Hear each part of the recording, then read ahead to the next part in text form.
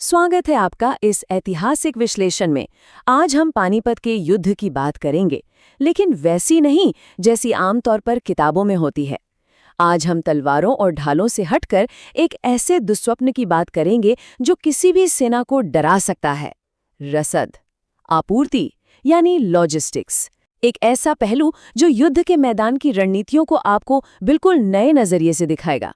हम अक्सर सोचते हैं ना कि बड़े बड़े साम्राज्यों का भविष्य शूरवीरों और उनकी तलवारों से तय होता है। लेकिन जरा सोचिए, क्या सच में ऐसा है? या फिर किसी भी साम्राज्य की असली ताकत तलवार नहीं बल्कि अनाज है? आज के इस विश्लेषण से ये बिल्कुल साफ हो जाएगा कि युद्ध सिर्फ मैदानों में नहीं बल्कि सप्लाई चेन्स पर जीते और हारे जाते हैं। और इस बात को समझने के लिए जरा उस समय की इस भयानक हकीकत को सुनिए। 3 दिन हो गए हैं, गुड़ के पानी के अलावा कुछ नहीं बचा है। सुनने में रोंगटे खड़े कर देने वाला लगता है ना? ये कोई अतिशयोक्ति या कहानी नहीं है, बल्कि मराठा सेना का वो कड़वा सच था जिसने इस पूरे अभियान का भविष्य पहले ही तय कर दिया था। तो चलिए उत्तर की ओर जो कूच हुआ वहां से शुरू करते हैं। जब अहमद शाह अब्दाली को रोकने के लिए मराठा सेना दिल्ली की ओर बढ़ी, तो आपको अंदाजा है उनके पास शुरुआत में कितने सैनिक थे? सिर्फ 400। जी हाँ, आपने बिल्कुल सही सुना, केवल 400 सैनिक। पुणे उस समय पिछले युद्धों के कारण भारी कर्ज में डूबा हुआ था, तो राजधानी की सुरक्षा को दांव पर ना लगाते हुए सदाशिवराव भाऊ ने जब इस विशाल अभियान की शुरुआत की, तो उनके पास सिर्फ एक मुट्ठी भर फौज थी।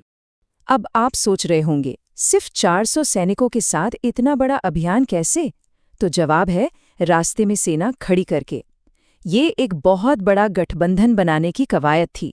सेनापति उत्तर के कमांडरों जैसे शिंदे, होलकर और बुंदेला पर बहुत कुछ निर्भर थे। बड़ी कूटनीति के बाद राजा सूरजमल से 10,000 सैनिक और रसद मिली। सकीना बेगम जैसी शासकों को मनाकर 5,000 सिपाही और 3,000 बोरी अनाज जुटाया गया। मतलब ये सिर्फ एक सैन्य मार्च नहीं था, ये हर दिन भोजन और सुरक्षित रास्ते के लिए की जाने वाली सौदेबाजी थी।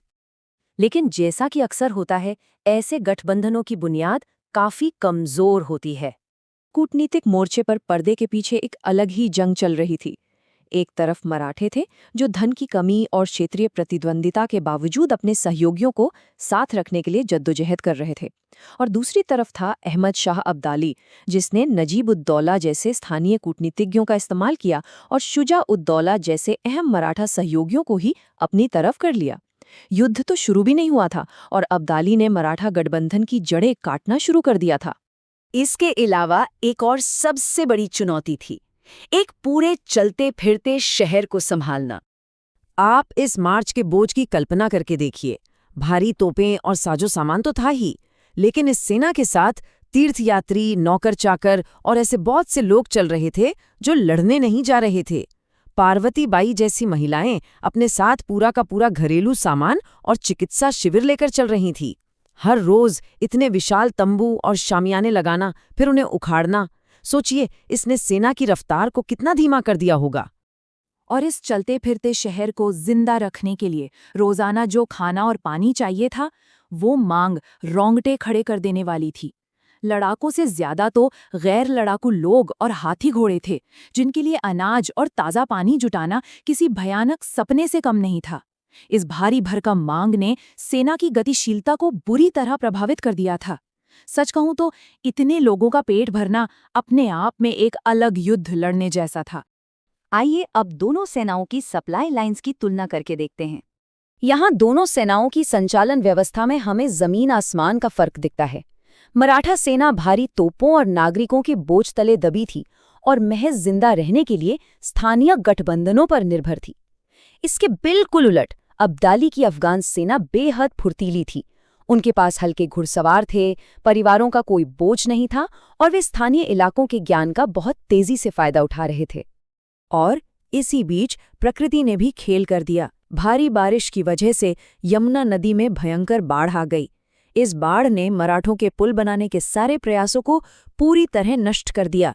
इस एक प्राकृतिक नाकाबंदी ने उनकी सप्लाई लाइन्स काट दी और उन्हें यमुना पार करने के बजाय नदी के किनारे किनारे चलने पर मजबूर कर दिया। अब सेना की दिशा और गति दोनों प्रकृति तय कर रही थी। और यहीं से शुरुआत हुई पानीपत में भुखमरी की। मराठों के इर्द गिर्द बिछाया गया जाल अब कसने लगा था। देखिए, नर्मदा और चंबल पार करके सेना उत्तर तो आ गई, लेकिन मानसून की बारिश और यमुना की बाढ़ ने उन्हें रोक लिया। रणनीतिक बदलाव करते हुए मराठों ने दिल्ली और कुंजपुरा पर कब्जा किया। लेकिन असली दांव अब्दाली ने तब चला जब उसने तेजी से यमुना पार कर ली और मराठों का पीछे से संपर्क पूरी तरह काट दिया। अंततः दोनों सेनाएं पानीपत में आमने सामने आ फंसी। और फिर शुरू हुई पानीपत की वो भयानक घेराबंदी। जरा उस स्थिति की कल्पना कीजिए। पूरे से कोई संपर्क नहीं, दुश्मन ने चारों तरफ से घेर रखा है और भोजन पूरी तरह समाप्त हो चुका है। वो जो चलता फिरता शहर था ना, वो अपने ही बचे खुचे संसाधनों को निगल चुका था। अब अब्दाली से बड़ा दुश्मन उनके लिए भुखमरी बन चुकी थी। जब इंसान भूख से तड़प रहा हो तो रणनीतियां बदल जाती हैं। सैनिक भूख से मर रहे थे, सिर्फ गुड़ का पानी पीकर किसी तरह जिंदा थे। आराधक सिंह जैसे सहयोगी मैदान छोड़कर भागने लगे थे। ऐसी विकट स्थिति में मराठों को मजबूरन चौकोर व्यू यानी स्क्वायर फॉर्मेशन बनाना पड़ा। और पता है, उनका वो आखिरी हमला कोई राज्य जीतने के लिए नहीं था। वो सिर्फ उस घेराबंदी को तोड़ने और खाने तक पहुंचने की एक हताश कोशिश थी।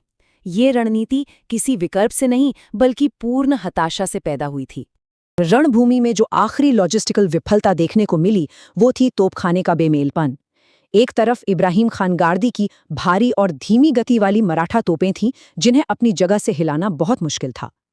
वहीं दूसरी तरफ अब्दाली के पास जंबूरक थीं, यानी ऊंटों पर लदी हुई अत्यधिक मोबाइल और घूमने वाली तोपें। गतिशीलता की इस भारी कमी ने भारी तोपखाने को उस दिन पूरी तरह से बेअसर कर दिया।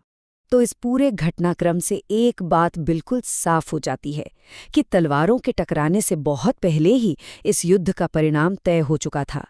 टूटे हुए गठबंधनों, रसद की भारी कमी और भूखे सैनिकों ने पानीपत की त्रासदी की कहानी पहले ही लिख दी थी। सेनाओं को सप्लाई लाइन्स ने पहले ही तोड़ दिया था। इस ऐतिहासिक विश्लेषण के अंत में एक बहुत बड़ा सवाल हम सबके सामने आता है। जरा सोचकर देखिए, इतिहास कितना अलग होता अगर मराठों ने अपनी तलवारें मजबूत करने से पहले अपनी रसद और आपूर्ति लाइनों को सुरक्षित कर लिया होता। युद्ध में लॉजिस्टिक्स का ये महत्व वाकई हमेशा याद रखने योग्य है। ज्ञानवर्धक और केंद्रित सीखने के इस सफर में मेरे साथ जुड़ने के लिए आपका बहुत बहुत धन्यवाद।